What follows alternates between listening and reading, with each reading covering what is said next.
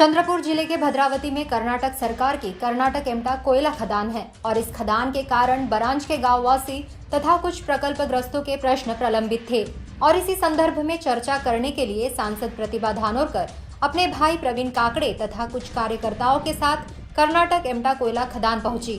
लेकिन जैसे ही चर्चा शुरू हुई वैसे ही सांसद प्रतिभा धानोरकर के सगे भाई प्रवीण काकड़े ने कर्नाटक एमटा के अधिकारियों को गाली गलौज करना शुरू कर दिया तथा अन्य कार्यकर्ताओं ने उनके साथ मारपीट भी की और यह पूरा मामला सोशल मीडिया पर प्रसारित होने लगा। इस घटना के कारण सांसद प्रतिभा धानोरकर, जो कि हाल ही में राज्य के मंत्री सुधीर मुनगंटीवार को परास्त कर जीत कर आई थी, उनकी प्रतिमा पर दाग लग सकता है। इस घटना के संबंध में जब कर्नाटक एमटा कोयला खदान के अधिकारियों से पूछा गया तो उन्होंने इस मामले को आगे न बढ़ाते हुए कुछ भी कहने से इनकार कर दिया। लेकिन तब तक बहुत देर हो चुकी थी क्योंकि पूरा मामला एक वीडियो के साथ समाज माध्यमों पर प्रसारित होने लगा। सांसद प्रतिभा धानोरकर को लोकसभा चुनाव में लोगों ने भारी वोटों से जीत दिला दी, लेकिन अगर उनके कार्यकर्ताओं का यही आलम रहा तो आने वाले समय में उनकी छवि पर कुछ प्रश्न निर्माण हो सकते हैं।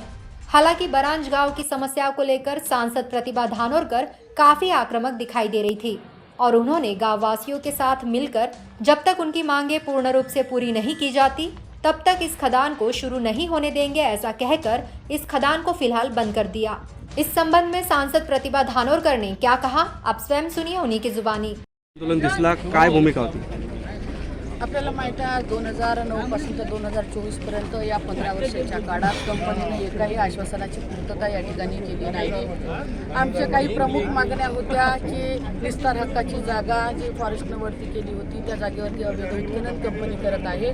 या संबंधात 25 जानेवारीला फॉरेस्टने एक पत्र कंपनीला दिलं की तुम्ही हे उत्खनन तात्काळ बंद करण्यात यावं, पण त्यावरही कुठली अंमलबजावणी झाली नाही। याच्यानंतर आम्ही 25 नोव्हेंबरला जवळपास 6 महिन्याआधी या ठिकाणी एक मोर्चा आणि आंदोलन केलं होतं। हे करताना तेव्हाच आम्ही सांगितलं 2 महिन्याचा अल्टिमेटम आम्ही कंपनीला दिला होता। 2 महिन्यात आमच्या मागण्या जर पूर्ण केल्या नाही तर आम्ही स्वस्थ बसणार नाही। पण नंतर निवडणुकीची रणधुमाळी सुरू झाली, आचारसंहिता होती, त्याच्यामुळे आम्ही या ठिकाणी आंदोलन करू शकलो नाही। पण आता 6 महिने पूर्ण झाल्यानंतर ज्या शेतकऱ्यांच्या समस्या आहे, आपण बघितलं असेल की बरांज मोकासा आणि चेकबरांज या दोन्ही गावाच्या पुनर्वसनाचा विषय आहे।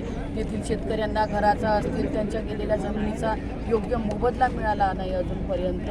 CSR मध्ये येणाऱ्या गावात कंपनीकडून कुठलंही काम अजूनपर्यंत झालं नाही। असे अनेक विषय आहेत। तरी ज्या शेतकऱ्यांना नोकरी करायची नसेल त्यांना एकरी 5 लाख रुपये अनुदान कंपनीला द्यावं, ही देखील आमची प्रमुख मागणी आहे। आणि अशा साधारणतः 16 मागण्या घेऊन आम्ही आजचं हे आंदोलन केलं। जोपर्यंत आमच्या मागण्या या पूर्ण होणार नाही, आम्ही बरेच आंदोलनं मोर्चे या कंपनीवरती केले, पण त्याची दखल या कंपनीकडून झाली नाही आणि कुठलेही आश्वासन पूर्ण झाले नाही। पण आता आमचा हा शेवटचा आक्रमक असा पवित्र आहे, जोपर्यंत पूर्ण सोड्याची सोडा मागण्या मार्गी लागणार नाही तोपर्यंत कंपनीचं काम आम्ही चालू देणार।